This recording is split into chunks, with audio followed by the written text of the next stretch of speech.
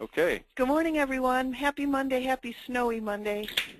Yes, for those of you that aren't right here in Chicago area's version of Snowmageddon, I'm sure you've seen the news. We have a bunch of snow, and it's beautiful. All right. Well, Terry, I just explained that we're going to send out the a list of bullet points from this webinar this morning later in the day to the email addresses that we have as registrees. Terrific. Now, so I don't breathe in your ear, I'm going to jump in and off on the mute button. Okay. Go ahead and get started. Great. Title of this is Success Leaves Clues. And the first time I ran across this topic or this quote was in a quote from Anthony Robbins. And I've thought about it quite a bit. I mean, when you really think about it, libraries are full of topics that have people's interest that really, I don't care whether it's investing money, learning a language, understanding religion or your religion of choice, whether it's health, whether it's self-help, whether it's just enjoying the arts, all of that is, you have libraries and you have bookstores that are filled with that, and you have a whole online community usually that backs up and supports that. I certainly have come to understand that success leaves clues, but what I want to also put out there for you to think about is that failure also leaves clues. And many times, for example, you have the Super Bowl from last evening, and everyone's talking about the last call, the call where they passed the ball and it got intercepted instead of running Marshawn Lynch, which apparently most people believe would have created a win for the Seattle Seahawks. And not, certainly not picking sides, although I was rooting for the Seahawks and my wife was rooting for New England. I was rooting for Tom Brady. Anyway, yeah, who doesn't really? He's a pretty special guy. But the fact of the matter is that was a failure, and it definitely was obvious to everyone in the moment at the time. There were clues that was more than likely one of the worst calls in Super Bowl history. But the fact of the matter is it now exists for people to have as a reminder, a clue, and information on what to do and what not to do.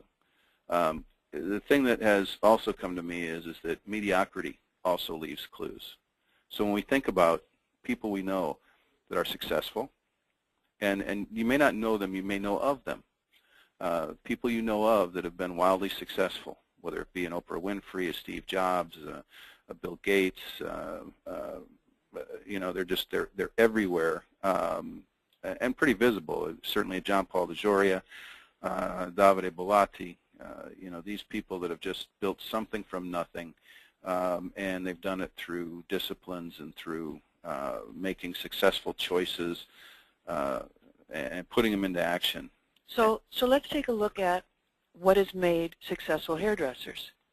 I mean, every one of you, and if you think about your own disciplines behind the chair, or your team of people and their disciplines, you need to write down all of their characteristics, the hours they work, the kind of customers that they've attracted, their personality traits, their lifestyle disciplines, because all of these are clues that make up them as a professional. Yesterday during the game, Steve said to me, he looked over and said, "Have you heard the story about this young man?" Steve, who was it? It was Edelman, number 11 for New England. New England. Now, they used to call him Pee-wee, right, Steve? Well, through his high school years until his senior year, he was 4'10". For a long time, 4'10", and he's only 5'10" now. But in a lot of cases, some people would have dismissed him because of his size, and he worked through it. He had the disciplines and the characteristics, and to this day, he's the first one at the stadium at 5 a.m. or in the training rooms every day at 5 a.m. He's the first one there. So it's no wonder why he's become the athlete and has the reputation he has, is because of the choices that he's made. Success leaves clues. So what are the disciplines of your people? What are the characteristics of your people? What do they need to be? And what are your expectations of their characteristics? Mm-hmm. So a question that I'd like for you all to write down and answer is, success is a broad term. It may mean something to Terry, something different to me, something different to the next person. I think it's a really good time for all of you to take a pass at defining success for you. What does success mean for you? What does it mean in business? What does it mean for you as a professional? Well, I think that's a little heavy because it's out there, but what do you think success means to you in your salon? Right? Okay. I mean, it makes me, I think if it gets too broad, I mean, how often do we really take ourselves out to lunch and spend time on this topic? We don't. We know what we don't like, even if we start there. I don't want someone lazy. I don't want someone that's not a team player. But sometimes we don't articulate what we're looking for to create the best atmosphere. The amount of calls sometimes that we take that the staff is running the salon versus the salon owner running the salon. I mean, those characteristics aren't success leaves clues. Right. Well, yeah, they would fall in one of the other categories, probably, either Exactly. mediocre. And you know, I've believed for a long time that this is a business. Hairdressing, salons, the beauty business is a business that it is relatively easy to be mediocre at. Oh, yeah, you can get by. And I would rather have, you know, when we look at what clues to look at, success, mediocrity, or failure, I would rather have somebody look at success and failure, because at least failure has action behind it. It has a thought process. It had its own disciplines. They may have been ill-advised, but there are things that can be learned from. Mediocrity is very, very difficult to learn from. And most of the time, mediocrity seeks a sense of sameness with people around them. So people that have chosen mediocre disciplines and habits tend to surround themselves by other people who are looking or accomplishing the same thing as them. Well, and you know what, I read in a book once that the sun comes out every day, and if it's light enough for us to see, we can tell the difference between light and dark, and we can tell the difference between sunny and not. But what's hard is when it's a really cloudy day, the sun is still out. It's just it's gloomy, and I think sometimes we have staff that the sun is still out, but boy, they have a big cloud over them, and they can't even see the sun anymore. They want to see the worst part of the salon versus the best part, the worst part of customers, and they start attracting people like that. You are what you're surrounded by, and that's why success leaves clues. Look at the hairdressers that are successful and what kind of guests they're drawn to. What services do they enjoy? What take-home do they enjoy?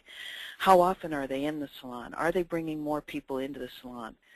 Even those customers leave clues for us that they're happy and content with what we're offering them. And part of that is all born out of I think, conceptual looking at, do you really believe that success is available for everyone? Do you believe that success is available for you? Are you one that thinks in abundance, that certainly there's enough for all, for those that want it, for those that work, for those that acquire the disciplines? Or do you think that if the person next to you is successful, that means that there's less for you? These are all just their thought processes. And I want to share with you that I read a book recently by John Gordon, and it was called The Carpenter.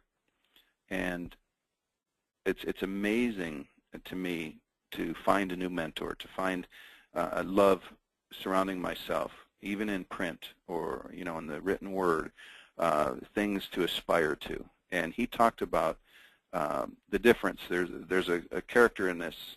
The lead role is a carpenter, but he does not call himself a carpenter. He calls himself a craftsman. And the other character in the book says, "What's the difference?" And he said, "Well, everyone knows what a carpenter is, but to be a craftsman, you need to be an artist." Craftsman says art, and not everybody would know how to relate to that. And so I love that. I know, and I love the fact. I'm going to read that book tonight now. Okay, Yeah, and it's worth the read. It's worth the listen on Audible. It's worth the read. Just phenomenal.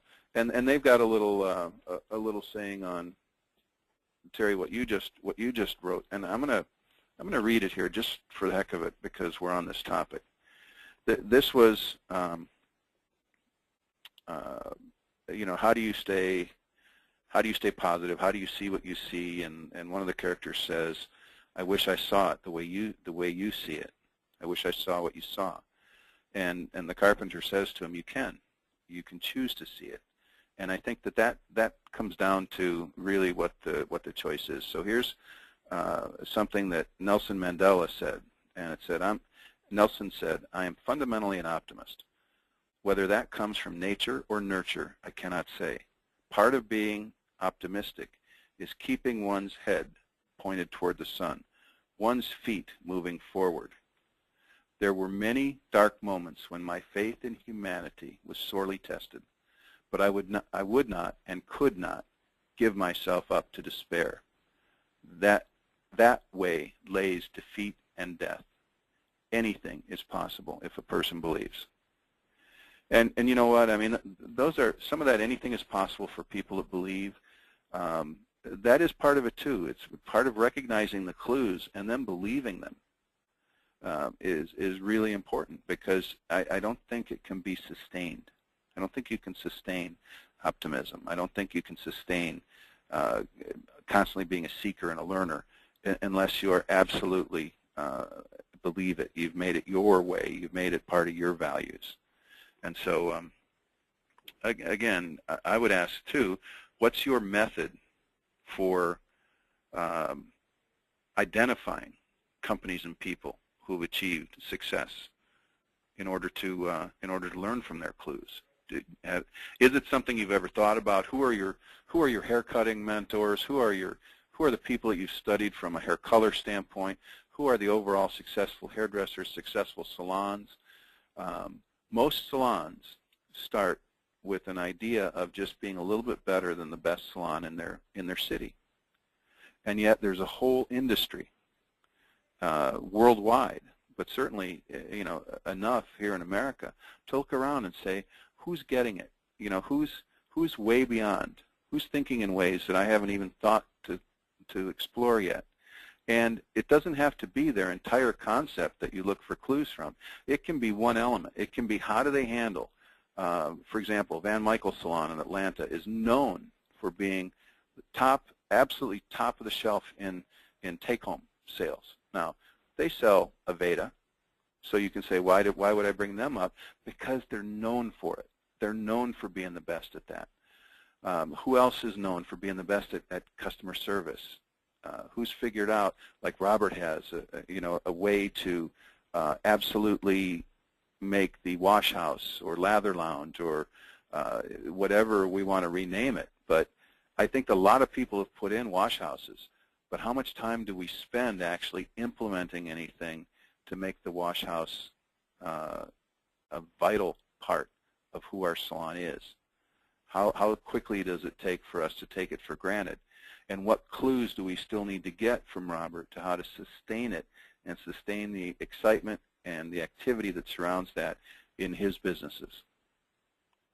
Any thoughts on that, Tara? Well, I think, I thought I was on mute, so I went to turn. I think that when I look at it, I think it goes back to something that you've taught for years, is how much time are we spending on who we are versus what we can become. And we must create a better version of ourselves every year. So sometimes we'll say, well, that person's really good at take-home, or that person's really good at rescheduling, or that person is. And in order for us to really come together and become the best version of ourselves, we got to take those best attributes from everyone and put it into everyone's skill set. If we had to critique what it's like to be a $100,000 hairdresser behind the chair, or $80,000 or $60,000, what are those characteristics that are necessary, versus saying, well, this person just is a natural in this category? How do we develop that? And what is our training schedule to create that? When we look at what a person can become, and we've said this for a long time, are we willing to risk uncomfortable conversations or training sessions to bring out the greatness in somebody? And if we don't lead them to their face, they might not even know that they have a weakness. Well, that's true. Absolutely. And you know, I think that kind of going hand in hand with that, another author that Terry and I enjoy so much is Andy Andrews, and he calls the people that he looks to for clues, he calls them his own personal board of directors. And he says, you know what, they don't necessarily even know they're on my board of directors. They're just people that I study. And he said I can take them, I can bring them on, and I can let them go all the way through. So I like that thought of a personal board of directors. I haven't done it personally, but again, I like the thought of it, to say who's going to be the person that I look to in the area of hair color, who's going to be the person that I look to in the area of hair cutting, who's artistically where I want to be, who are the session hairdressers that maybe I aspire to, and all of those different categories for you. Who is on your board of directors for dialogue with a guest? And I think that when we put all of those things together, whether you're trying to be, you know, an exceptional hairdresser, or whether you're trying to be an exceptional salon or an exceptional salon consultant, all of those things matter. And so I often wonder, is it better to know something, or is it better to act on something? I think there's a lot of people who know how to be successful behind the chair. I think there's a lot of people who know how to run a successful salon. But I think that there's a lot of people who just don't take enough action, who aren't working on it systematically every day, every conversation, to get there. And that's what it takes. I mean, Steve Jobs didn't think about Apple Computer just when he got to the office. It was part of who he was, and part of the innovator that he was, and his commitment to design and to having something that absolutely appealed and felt perfect to the user. So that's one of the things, and so at some point in this conversation, I'm going to run through real quick what Andy Andrews feels are his decisions for success. So his clues, and we can talk about who he looked to gain those clues. But before we do that, Terry, do you have anything that you want to jump in with? You want me to jump in with that? No, I think you need to jump in with that. Okay. Andy Andrews, in his book, The Traveler's Gift, he calls it his 7 decisions for success. And you could call them decisions, you could call them clues, you could call them kind of absolutes, things that must be in place, and then he attributes to where he learned them from. And so his first decision for success is that the buck stops here, and that we all are responsible for our past and for our future. And all that means is that sometimes we carry around, oh, if this hadn't happened, if that hadn't happened, if I went to this school instead of that school, if I would have let this person go sooner, if I would have hired this person when they were in front of me, if I would be with this product line, if I would have taken this education position, whatever it may be, you're responsible. You're responsible. It wasn't some outside.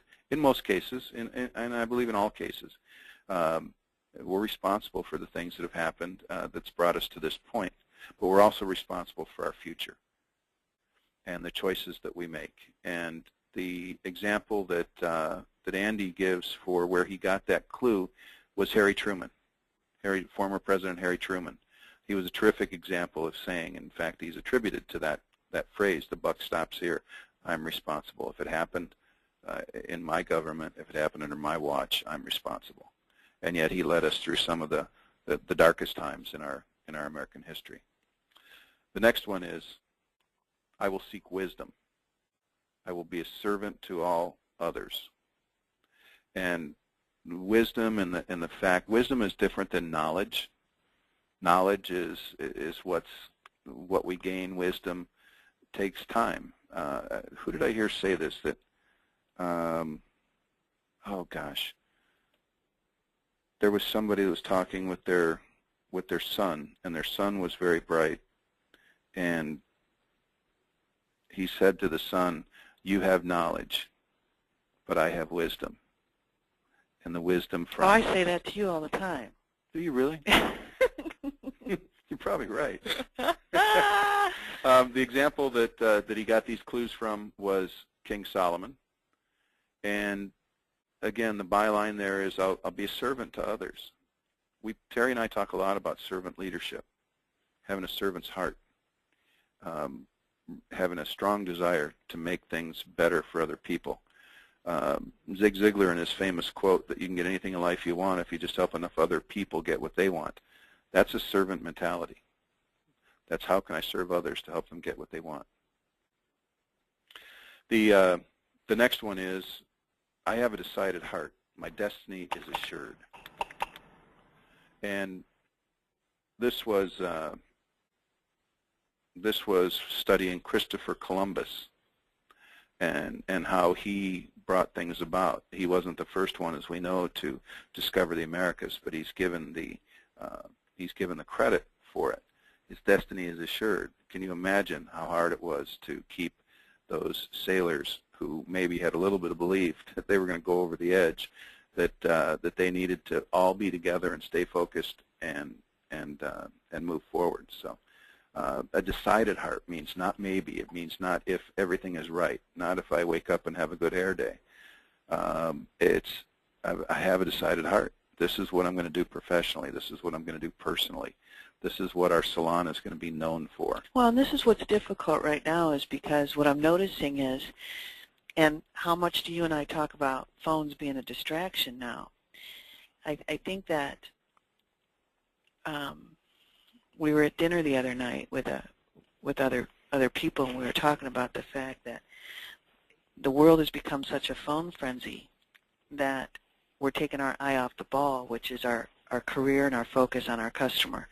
In fact, someone in the medical field said they literally have people conducting tests in the hospital where they're on their phone while they're doing a test on a patient. What kind of focus is that? I mean, if I'm having a test done, I want that technician to be 100% involved in my test because of accuracy and everything else. Same holds true in salons. When I'm in a salon, I want 100% commitment from the service provider that's taking care of me, that it's all about providing that unbelievable service and focus to that customer. I don't want a spa technician to, while I have a mask on, to be on her phone.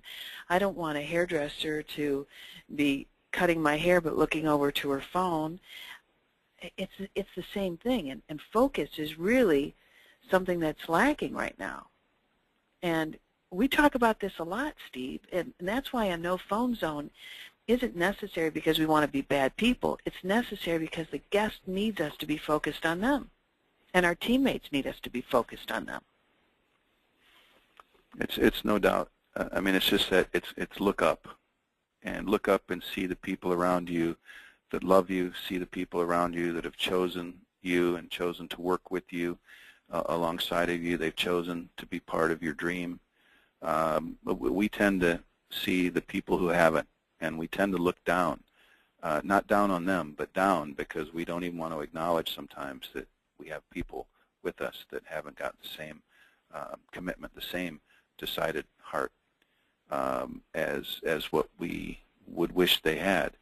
And the difference is that whenever you choose to look up, they're still going to be there, and they're going to be better or worse than they were the last time. Looking up and seeing the people around us and seeing the potential in people and seeing how I never mind giving up on someone if I know that I've given everything I can to help them see the picture and see the dream, see the vision, and be and be a part of it.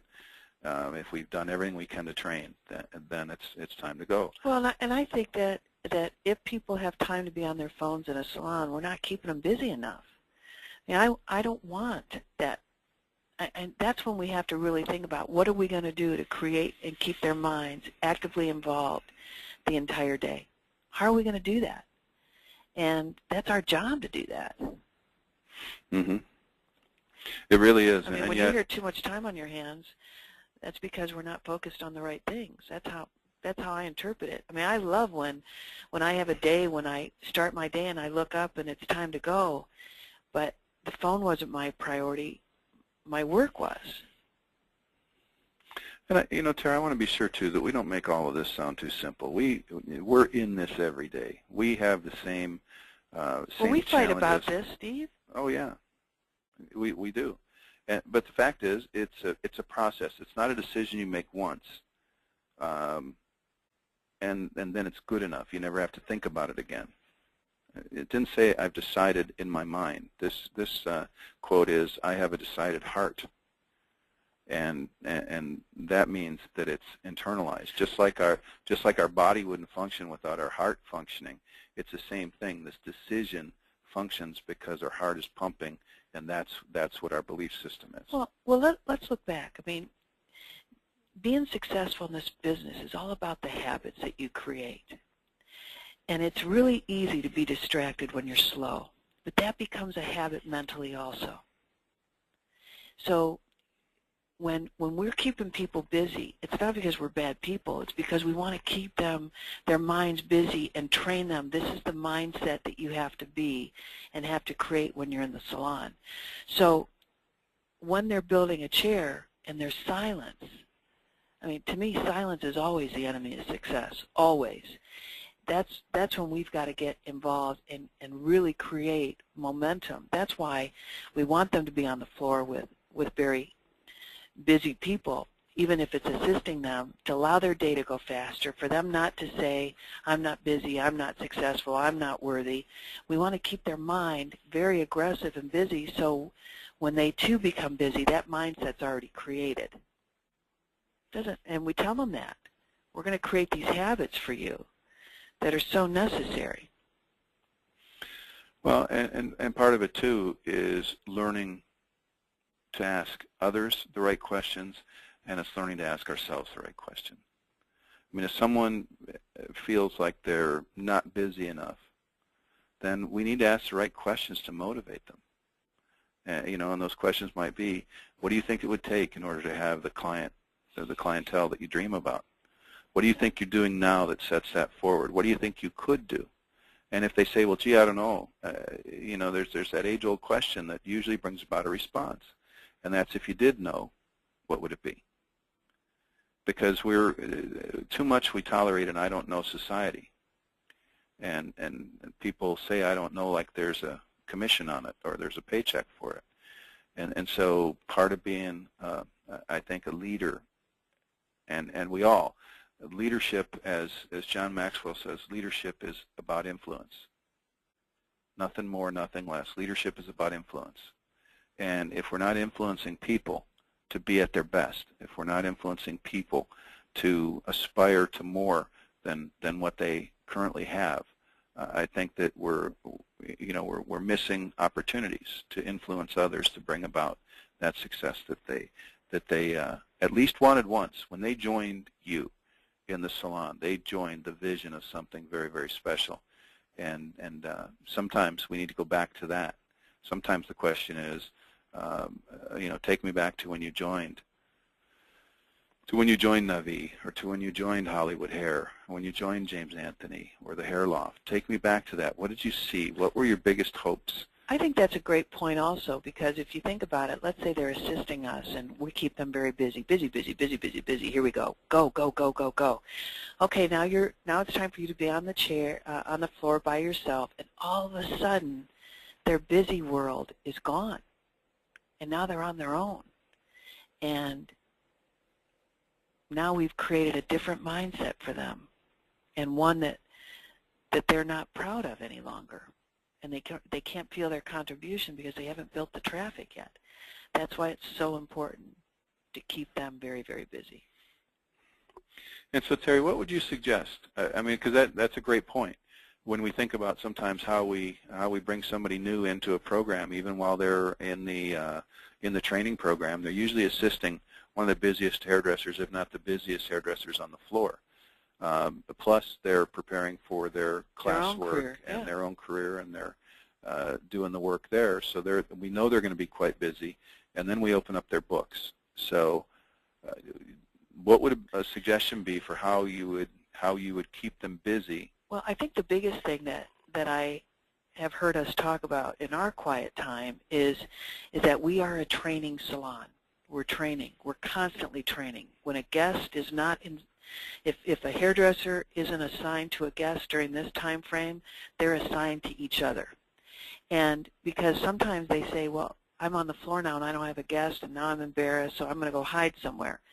No, we're a training salon. We're going to develop each other. We're going to develop the talent. And so if we're not with a guest, we're with the team. Mm-hmm. And I think that creates a story right there. Absolutely, and you know it's also counterintuitive, because the intuition would say if I'm not busy, I'm going to be hiding. I don't want people to know I'm not busy. I'm going to hide, and we all know you're not busy, so don't hide. So it's a matter of get out there, put yourself out there. Everybody has their own circle of influence. They have those people who want to know where do you go, where do you get your hair cut. And talk about success leaves clues. Do I want them in the back room, in silence, on their own, dangerous, setting up a committee saying, I hate everybody? Or do we want them out there with the busiest people where they're learning those habits and those clues of success? Mm-hmm. All right. So the next one is, and this is so, it's something that's got to be managed in the moment every day in every way. There's some people that it is natural for, but I think we all have to work at this. And it's, today I will choose to be happy. I'm the possessor of a grateful spirit. And you know what? I mean, he got that from Anne Frank, from studying Anne Frank. So we've had some pretty big names on here so far, between Truman and King Solomon and Christopher Columbus, and now here we are with Anne Frank. But choose to be happy. And it is a choice, and it is contagious. Happiness is contagious. I mean, think about it. You even walking through your salon, the person that's happy has a magnetism to them. The person that's not, people say, don't go there, don't go in the back room. She's there. Well, you hear what's happening at the front desk today? Well, it's not pretty. Those are things that happen in salons all day long. That how do we absolutely make a choice every day while we're at work that you're here. Let's be happy. And then the other part of this is to possess a grateful spirit. Terry and I say all the time, and we learned it, and that's more will come to those who are grateful. That one of the best ways to develop yourself is to learn how to be grateful for what we have. And be happy for other people's successes. Absolutely. Absolutely. So to possess that, that attitude of gratitude is really important. But not easy. It's not easy to be grateful every minute. Sometimes, again, our lives we think what we don't have. We think what hasn't happened yet. We think what we're still waiting for. But this idea of being grateful, and grateful as a way to being happy, those two go together. They go together a lot because it creates the right focus. The next is... And if Anne Frank can be happy, come on. How about it? The next is, I will greet this day with a forgiving spirit. I'll forgive myself, and that's Abraham Lincoln. And forgiving spirit, most of the time, it is ourselves that we need to forgive. Most of the time, that holding on to something is what holds us back, in not only in life, but in the salon business. How do we learn to forgive? How do we move forward after that forgiveness? And what's that going to feel like once you've done that? And I think that we haven't, in many cases, built up a big enough reward for actually forgiving ourselves. We're more comfortable staying in that space. So The next one is, I will persist without exception. I'm a person of great faith. And this was from the angel Gabriel. And the persist without exception. Well, we've all heard the persist part, but it's the without exception part that is the new part of this. And what Andy means by this is that it's when we don't give ourselves the option to say, I didn't mean it, or fool you, or that's not important anymore. It's persisting. It's absolutely knowing that if we follow the right clues, if we make the right choices, if we take massive amounts of action, if we can absolutely take responsibility for our past and our future and look to develop wisdom, all of the things that are on his 7, I believe in incredibly. I mean, I've seen him work in people's lives. I can identify him in other people's lives, and that persistence. I mean, some of the heroes that we think about in business, in our business, a John McCormick that went to hundreds of banks in order to get his first salon funded, whether it be the Walt Disney story about how many banks he had to go to. They say 300 banks he went to because people just didn't see his vision. How many of us would do the same thing? How many of us would go into the same places 300 times before we said, you know, after about the 10th time, you'd say, well, maybe they're right. How could 300 people be wrong? Why can't they see it? And that happens sometimes. I know many of you that have spent a great deal of time absolutely fine-tuning and persisting to be the success that you are, and the hairdresser that you are, the business person that you are. But we're all on that journey, so it's that without exception. Some of us get started and get lost along the way, and then we come back to persist. So wherever you're at, it's okay. It's just realizing that these are 7 clues. And you say, wait a minute, you've only given me 6 so far. And the last one is that I'm a person of action. I seize the moment. I choose the now.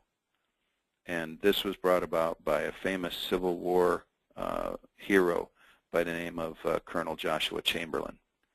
And I love his story, because in his story, that taking massive amounts of action, he was at Gettysburg, and they say that had he lost at Gettysburg, we would have probably wound up having the 2 separate countries at least.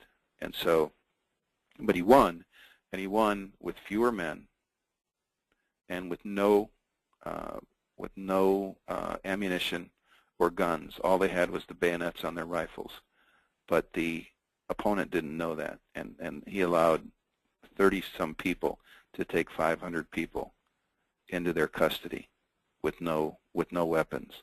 And all that meant was he made one decision, and that's he called a full-out charge with no weapons. And it took the others by storm. So what does it, bring that into the salon? Bringing that into the salon is that most of us wait until everything is perfect to take action. Well, if we think of Colonel Chamberlain, everything was the farthest from perfect it could be, but he took action, and he took bold action. And so if color's your issue, you're good with hair cutting, color's your issue, don't take another cutting class, take a color class. Don't wait until you have the perfect IT person until you take a hard look at your Facebook page. Don't wait until you have that that perfect blog written to put it in. There's a lot of things that add up and equal success. Don't wait until you've got 2 extra people to really commit to the treatment business in your salon. There's treatment dollars being done in a large fashion in salons everywhere, in every city. And so sometimes we're just waiting for everything to be perfect to take action, and the result of it is we don't take action, or we take it too late. Did that help, Tara, with the? Yeah, I think so. Okay. So all of those things, and the reason why I think we end his 7 with action is the fact that it's what stands in the way of of most people in their journey is that we're kind of on hold. We're kind of in neutral. If the right conditions exist, we'll move forward. If they don't, we won't. And I'm not saying move forward without knowledge, without wisdom, without taking responsibility. I mean, there's all of those things that factor into it. But work through them and then take action. How many salons have, how many of you have set goals this year for significant increases? We're 31 days in, 32 days into the new year. 1 month has already passed. How much action did we take in January to make those things happen?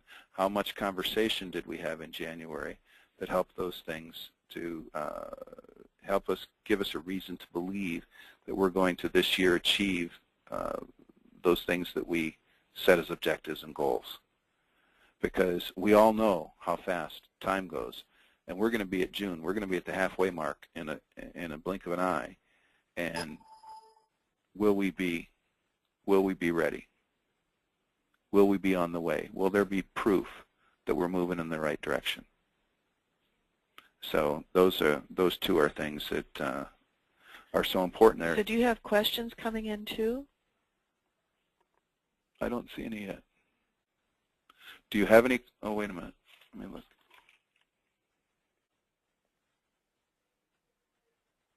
There are no questions yet. Not yet. Okay. What are you thinking about when you look at just that list and you look at the carpenter? I mean, the mental state you have to be in to fight against, maybe it's the wrong hire, maybe it's change. I mean, what's really hard is when you know you need to make a change, but you don't have time to make the change. But if you keep it, that's doing harm to you too. That's where I struggle sometimes as a leader. And, you know, I get accused of moving too fast, and you get accused of moving too slow. And mostly by you. In our decision making. Well, no. No, but you know what I mean. I mean, sometimes I want to say, okay, I'm fire, ready, set, aim, and you're aim, aim, aim, aim, aim, aim, and so how do we balance? How do we balance that? And how do we make sure that we're doing the right thing? And I think that we continually have to analyze our people, analyze our systems we have in place, and analyzing our services and saying, okay, what enhancements do we have to make? Enhancements sometimes meaning I have to dissolve this person, or I have to dissolve this system, or I have to dissolve this service in order to bring on the right changes that are necessary for us to be a better version of ourselves. Mm-hmm. Terry, I'm wondering, and the technology here, you've done this once. I'm wondering if we can unmute everyone and see if people would like to ask questions. I've got something that I can that I wanted to share from the carpenter. Maybe while we're doing that, Brian, if you're on the phone. This is this was a concept in the book that basically talked about, are you listening to yourself? Meaning all those voices that sometimes create doubt inside of us, or are we talking to ourselves? And in this book, John Gordon says we should be talking to ourselves. We should be very careful with the things that we put into our mind. And we know that, yet sometimes we still make the choices to not put in our mind what we need to. And this carpenter fellow, who was very interesting, walked everywhere he went, and he walked because it gave him time to think. Now, he worked in a small town, but nonetheless, he wouldn't take rides from people that were all too willing to give him rides. And so anyway, he handed this what he called a positive pledge. He handed to his new understudy, and this is what he said he reads every single day. And it goes like this: I vow to stay positive in the face of negativity. When I am surrounded by pessimism, I will choose optimism. When I feel fear, I will choose faith. When I want to hate, I will choose love. When I want to be bitter, I will choose to get better. When I experience a challenge, I will look for an opportunity to learn and grow. When faced with adversity, I will find strength. When I experience a setback, I'll be resilient. When I meet failure, I will fail forward toward future success. With vision, hope, and faith, I will never give up and will always move forward toward my destiny. I believe my best days are ahead of me, not behind me. I believe I'm here for a reason, and my purpose is greater than my challenges. I believe that being positive not only makes me better, it makes everyone around me better.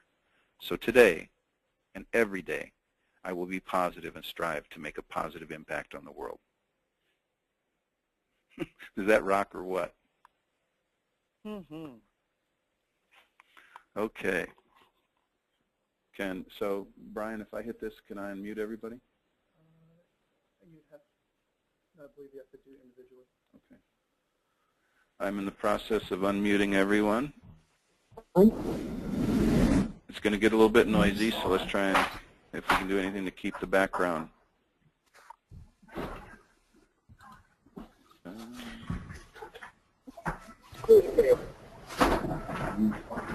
Oh, it's going to get too loud, maybe.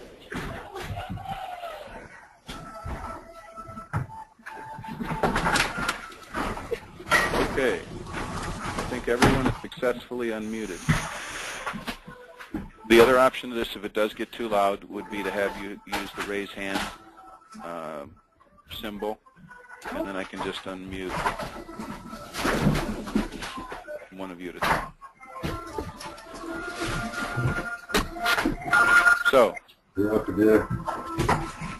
That's too loud. that's too loud. Let's go back to the. There's Stacy Till. Stacy, I think you're unmuted. Hello?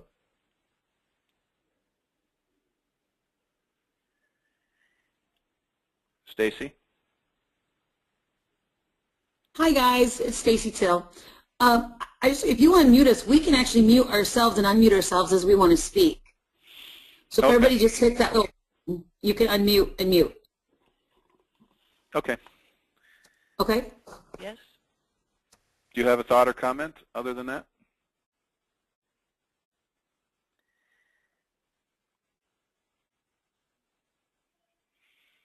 I feel like Dr. Fraser Crane. Hello, Seattle. Hello, Seattle. I'm listening.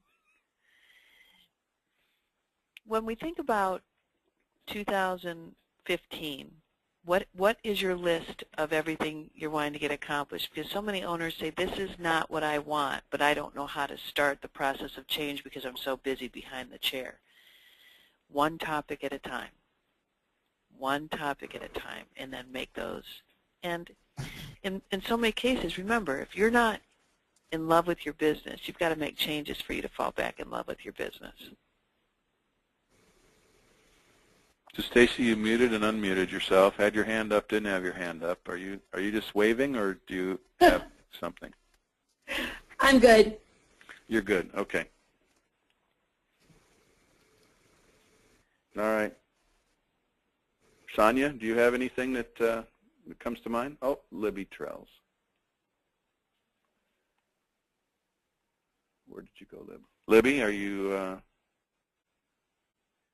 You're unmuted. Okay, can you hear me? Yep. Yes. Okay, great.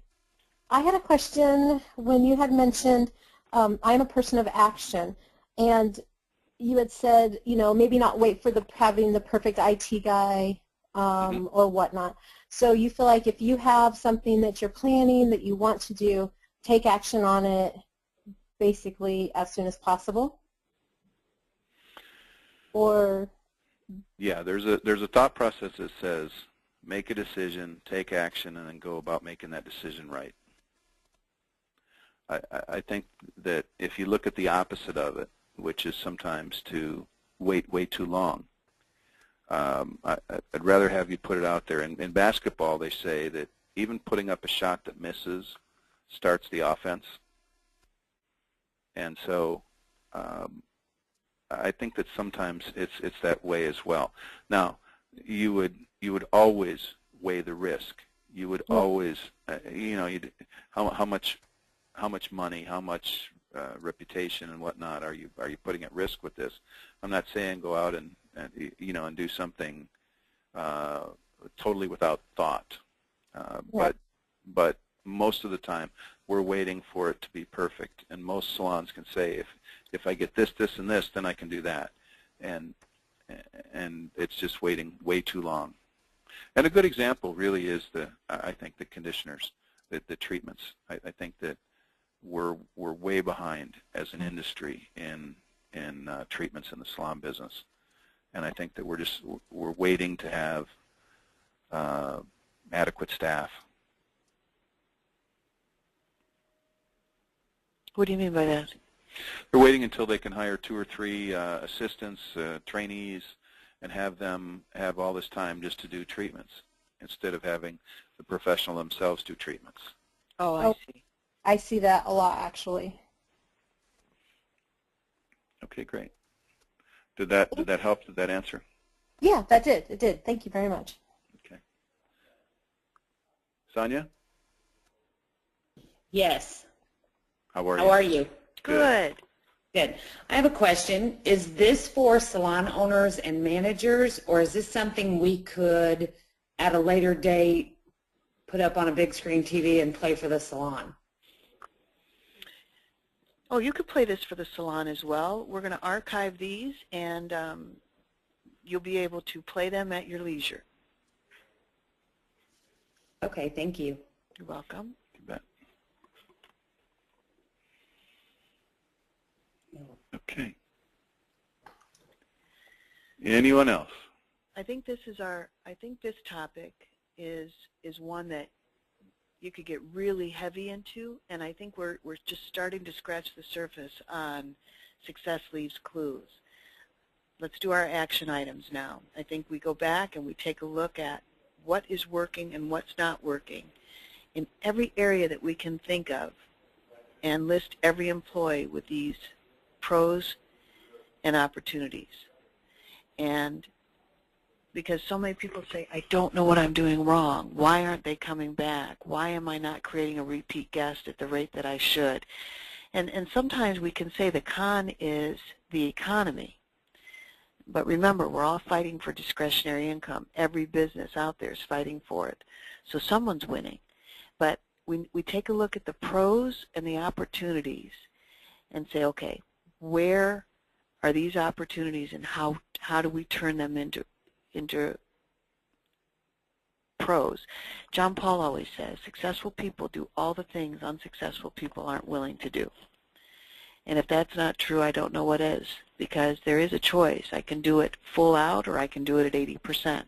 I can do it full out even when no one's looking, or I can only be good sometimes.